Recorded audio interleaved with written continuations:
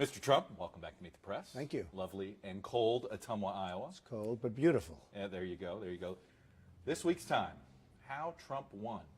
Past tense, almost. If you got out of the race today, do you feel like you have won something? No, I don't. I really don't. I think that the Time article was incredibly well written. It was really, I mean, that is a good writer, I will tell you that, a professional. But I feel that if I don't win all of it, and I mean the presidency, that I've wasted my time. I know I've been given accolades for the job we've done and everything else. You've shifted the debate. Well, especially being somewhat of a novice. And I've been, people have said very nice things like Time Magazine, but I really feel that if I don't win, I can't make the difference. We're not going to bring back trade. We're not going to straighten out our military. We're not going to get rid of Obamacare and come up with a real health care plan. And we're not going to straighten. But one could argue everybody's changed their messaging to try to copy you, whether it's Cruz, Rubio. I mean, everybody has taken a turn for tougher talk. So you've had an impact already. Well, that's why I'm happening. wondering, do you feel like you have won so far? Well, I even saw Ted Cruz the other day, just a few days ago, saying we will build a wall. I said, where did that come from all of a sudden? You know, I mean, these are things that are coming out. And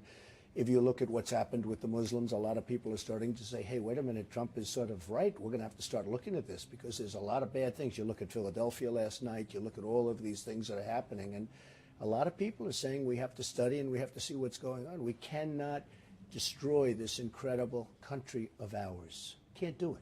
You know there's this running conventional wisdom about you with some in the establishment that now say, okay, he's here to say, but if he doesn't win Iowa, he'll leave. He'll leave the race. I'm not leaving. No, I'm not leaving.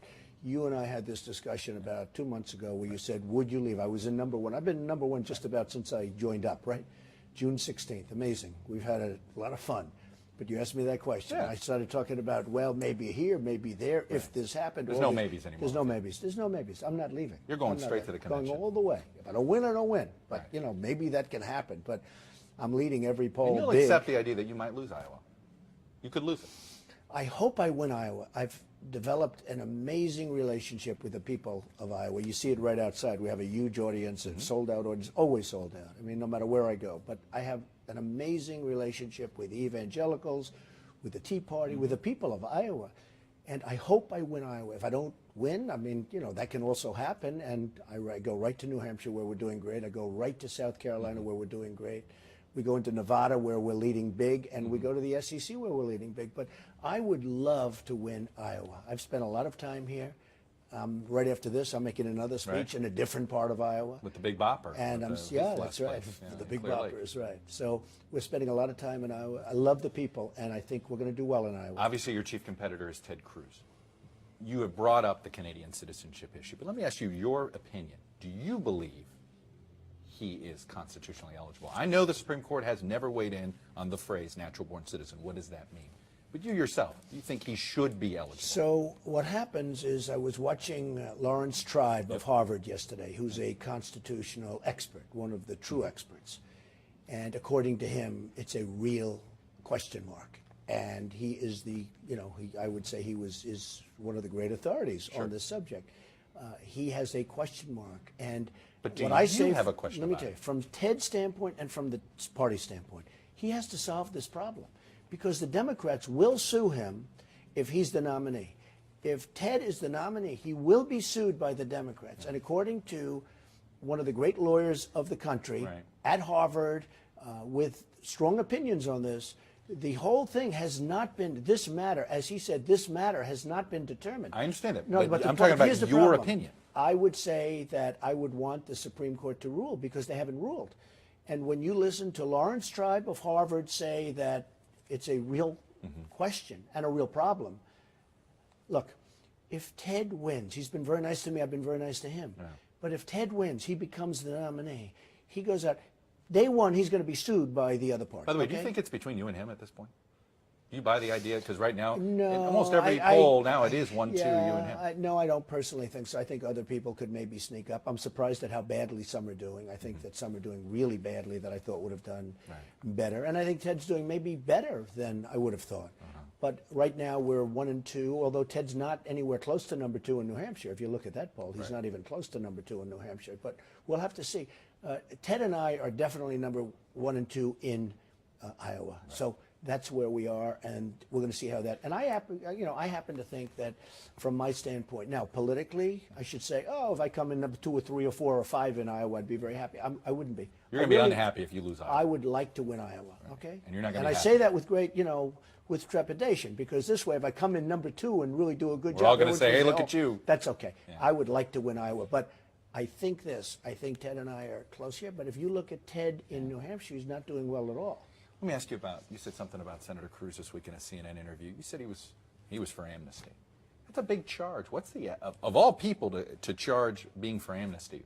Where's the evidence on him? Well, number one, he worked for Bush. Bush was heavy for amnesty. Okay, but he worked for him. No, I know, but he worked for him, and he was heavy for amnesty. And if you look at Rubio go after him, Rubio and Bush are both, claiming each other was totally for amnesty. And honestly, Marco has a lot of good points as to Ted's feeling on amnesty. Now, Ted just switched his views on ethanol. He was totally against ethanol. Now, all of a sudden, he's for it. It's Iowa, and he's for it. Whereas Where are you on ethanol? I've been in favor of ethanol, and the people Subsidies. like You're me okay a with lot. the subsidies? I'm okay with it. I mean, I like fuel. And right. ethanol is fuel. And the people out here, it's a very important subject. But Ted switched, and I think they feel very queasy about that. Look, Ted will switch opinions, and I think that's fine. And in the world, you have to have a certain You've flexibility. changed a lot. You've changed a lot. I've changed opinions over the years. I mean, we change.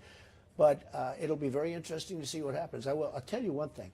I am really looking to February 1st. It's going to be very exciting. Let me ask you, Senator Rubio sponsored a bill back in Florida, back when he was in the State House, to give in-state tuition for undocumented immigrants. There's a lot of states that allow in-state tuition for the children of undocumented immigrants. I've not heard your position on that. I'm opposed to it. Totally opposed. They're here. They're not here legally. I'm opposed Even kids to born to illegal immigrants. Well, I happen to disagree with the whole concept of anchor babies. I mean, you look at anchor babies. But that's in the Constitution. No, it's not in the Constitution. If you read and if you look and if you go to the real scholars, like different people that I can give you, they will tell you somebody comes over and they have a baby on our border and it happens to be on this side of the border. We're not mandated to take care of that baby. You do not have to change the Constitution. You may need a vote in Congress, but you don't have to change. Now, there's a debate about that. Right.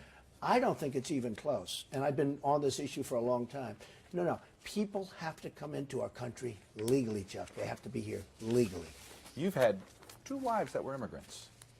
That's right. Right. And by the way, they both went through a long process. Under your systems, would they still be eligible to get in this country? Sure they would. Okay. Sure. I want people to come into the country legally. I want great people to come into the country legally. And the ones that are here right now, and we have some really bad dudes right here. The gangs in Los Angeles, you take a look at some of those gangs. A lot of those gangs are illegal immigrants. They're not supposed to be here. And they are rough cookies. And the police in our country, they have been just absolutely undermined. They know all those people. They're going to get them out fast. And we're going to get the bad ones out. You look at Chicago, you look at different places where we have the gangs, they're going to get them out fast. I guess, how do you decide if someone's a Muslim when you're doing this test? There's got to be some how kind do of you a do method. this It's not method? just Because you're taking somebody's word. I'm not taking somebody's That's my word. point. And if somebody really wants to do damage, they're going to lie and cheat and, Hey, look, sneak into this country. This has become a very big factor over the last week and a half, 2 weeks since I made my announcement that we have to see what the hell is going on. In the meantime, the other night you have a cop shot in Philadelphia with a gun put to his head, and the chants and the rantings and the ravings. You look at the 2 Iraqis that came in Houston and Los Angeles, you see what's happening there. You're looking at a lot of bad things that are happening right now. Now you're looking at Cologne, Germany. You take a look at Cologne, Germany. No, I understand, but how do you wait a do minute, it? Chuck. How do you do it, though? I get it. Or do you just say, you know what? You do it geographically. You don't even do a religious test. You do it. People come in, if they're business people, if they're proven, but we have to find out what the problem is. There is a hell of a problem here. People can say whatever they want. There's a problem. Take a look at Brussels. I've been to Brussels. I was there 25 years ago, one of the most incredible places. Take a look at Paris. Here's a story. So a photographer from Paris, one of the great in the world, is taking pictures of my wife for a magazine. This was just a couple of days ago. One of the greatest photographers in the world lives in Paris.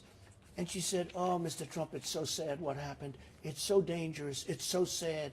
It's so sad." Telling me the stories. Then other people from Paris that know her are telling me the same stories. Chuck, there's a problem. We've got to get to the bottom of the problem. We've got to find out what's going on. Now, we can be politically correct and never discuss it, but we can't let that happen to our country. Let me get some news of the week. China, clearly its economy, they're having a problem. They're having a crisis there. You have railed that China is beating America, and yet they're killing us. Okay, we're on our best 2-year job creation streak in 20 years. China is cratering our stock market for the problems they have at home. How is that the definition of China winning and America losing? First of all, take a look at our GDP. Take a look at our GDP. And if you look at that, if you look at our productivity, if you look at the fact that people in 10 years essentially haven't had a raise, are people going down instead of up, the jobs, a lot of temporary jobs, people are working temporary jobs and jobs that they don't want instead of jobs. Our economy is doing horribly. And you take a look at that jobs report, the jobs report is fiction because all of the people that gave up. Total fiction? You don't think there's been improvements honestly, from the crash, obviously? Honestly, I would say it's 90%. We all have improvements from crashes. I mean, we had a crash. We had somewhat of a crash. Yeah. Would it have straightened itself out? Would have straightened itself out. We had somewhat of a crash. But listen, Chuck, you have 60, 70, 80 million people out there that want to work that aren't getting jobs. When people give up on looking for a job, they're essentially statistically considered to be employed. So despite China's economic crisis that they're facing wait right a now, minute. what do you make of what's Before going on? Well, what do you make of what's going on over I there? had two of the richest people in the world in my office yesterday from China. Yeah, and what do they tell you? You know what they were here for? To pick up brand new jets. They bought jets. Okay, but what do they tell you what's going on over They there? tell me China's absolutely fine. It's having a digestion problem. I said, what's the digestion? He said, buying so much and doing so much business with the United States and other places. That's what it is. They are having a digestion. Now listen to this. China's going up 6.5%. If we went up 6.5%, we'd have the strongest country. It would be the strongest we've ever had. We're not going to hit 2% probably. China's going up 6.5%, and because of that, people are worried that they're not doing well. We don't get 2%. So China's going to be just fine. They manipulate their currency. They will manipulate it again. They will lower their currency. They will get more business coming in. They will be fine, and we will be hurt. In 1999, on this very program, you were asked about North Korea. And at the time, you were open to a preemptive strike on their potential and the facilities that they were working on nukes. Where are you today considering what's just happened in North Korea? So I would like to see China take care of North Korea because China has very strong control over them. Don't let them tell you they don't. And, you know, they go around saying, well, we don't really have that much This is an to do. American problem. You think this should be a Chinese problem? problem? I want it to be an American problem because ultimately nukes are everybody's problem, all right? And frankly, it's a Japanese problem and it's a South Korea problem.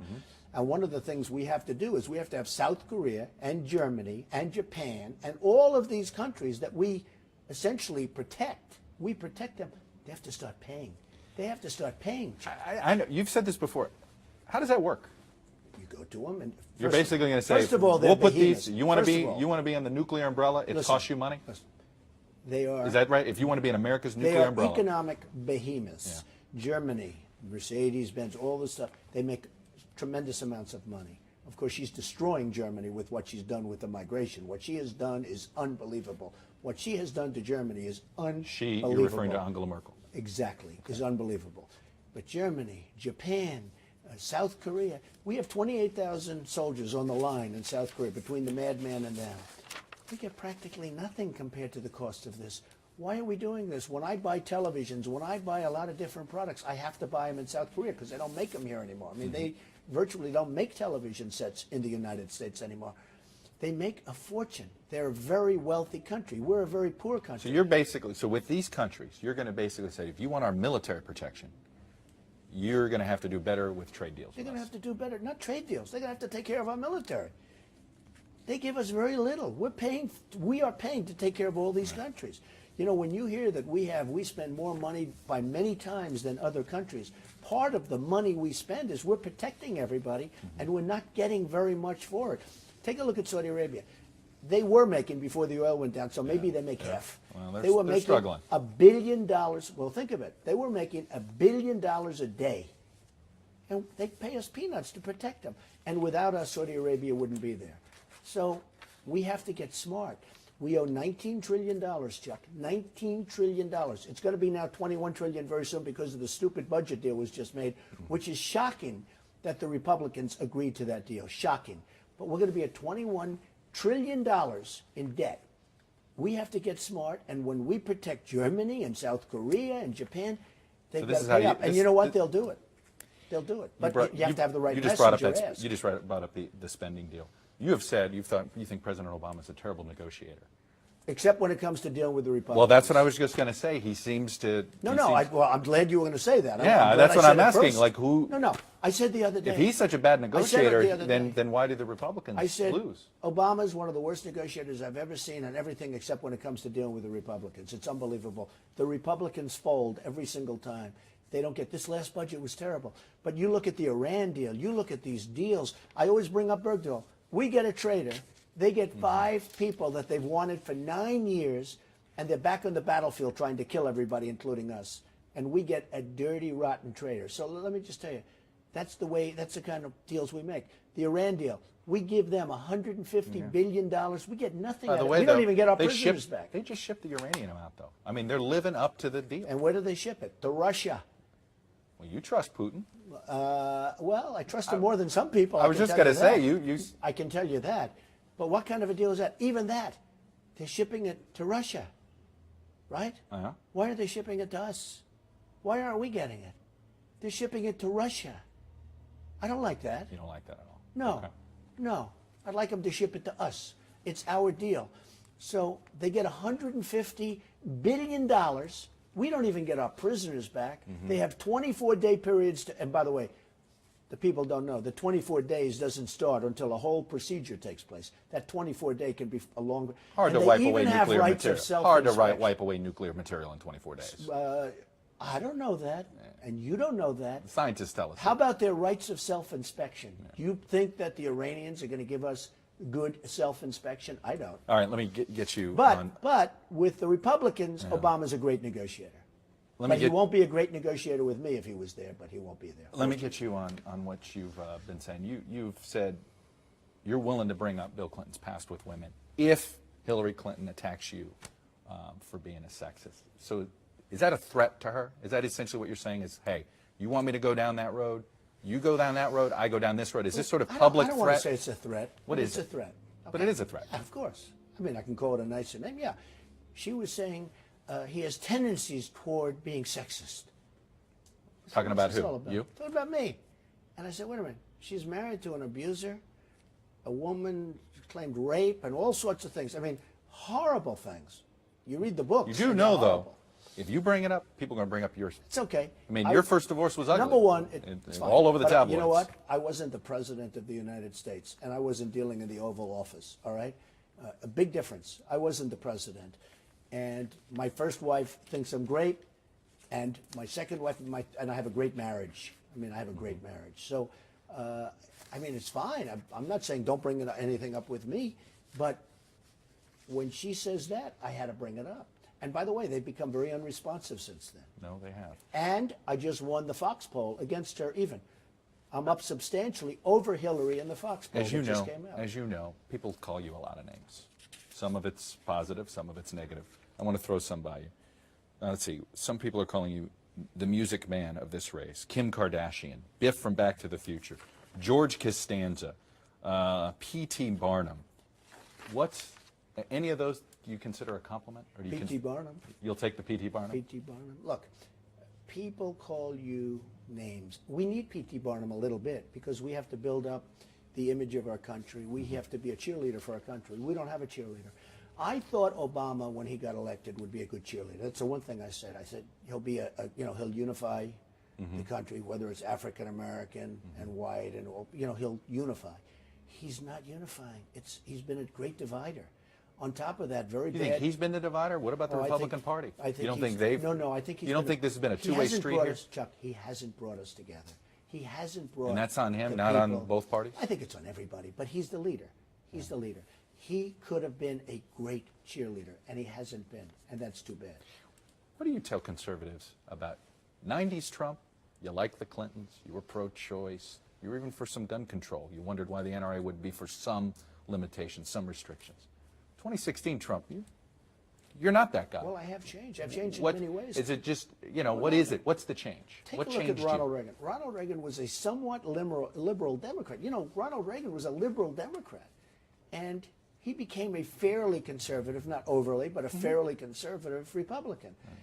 And as he grew older, and I've seen things and I've watched things, I mean, like with guns. If in Paris or if in California recently with the 14 people that were killed and probably others to follow in terms of that group, because you have some people that are very, very badly wounded. And in Paris, you have some people that are, but Paris is like, you can't have guns. In France, you can't have guns. If in Paris they had guns, if in California, on the other side, where the bullets go both ways, not just in one direction, right? You wouldn't have had the kind of carnage that you've had. What should be the restrictions on purchasing guns? Well, first of all, where are you on this? okay. Background check for everybody? First of all, there's a lot of language right now that the federal government has not taken advantage of. I mean, you know that. There's tremendous language right now, stuff that's already been passed, and it was passed the old-fashioned way where people actually agreed to it. One of the problems I have with what Obama did is he's always signing executive orders. Right. He doesn't bring people into his office. Are you going to sign Are you going to refuse to do executive orders as president? I won't refuse it. I won't refuse You'll it. do them I'm too, going to right? do a lot of right things. Well, I mean, he's led the way, to be honest with you. What he's done on immigration when he signed those papers. Now, fortunately, the courts all of a sudden have done a little bit of a termination. We'll see what happens. But one of the beautiful things about executive orders from my standpoint is if I get elected, many of those executive orders that he signed the first day, they're going to be unsigned. No, I understand that, but you're willing to use them too yourself. Oh, I'm not going to rule it out. Final question, because I know you've got the route But I'm to going get to use to. them much better, and So they're going to serve a much better purpose than what he's done. On Tuesday, we're going to hear the president say the state of our union is, in some words, strong, we're vibrant, all this stuff. What would you say? 1 year from now, it could be you giving this speech to Congress, a version of it. We don't call it the State of the Union in the first one, but a joint session speech. How would you describe the State of the Union right now? Or in a couple of years now from now? or in a year? I think now it's a mess. Our military You is go up there and messed say, up. the state of our union is a mess. No, I wouldn't say that. You're asking me for an opinion. No, Yeah. Obama will say what he's going to say. But I think right now the state of our union is a mess. We can't beat ISIS. Our military is falling back. It's not being properly taken care of. Our vets aren't being properly taken care of. Obamacare, as you know, is going to fail very soon, and probably in 17. Our health care, we don't have borders. We don't have anything. I think if I'm there in 2 years and I'm making a speech, I say we're getting better fast. And in that first speech to Congress, you're going to lay out your first 100 days agenda. What are those 4 issues that are I going to want be to on build there? our military bigger and better and stronger than that'll ever be in before. that's number one. I want to take care of our veterans. I want to take care of them. They're being taken care of horribly. I want to fix our health care system.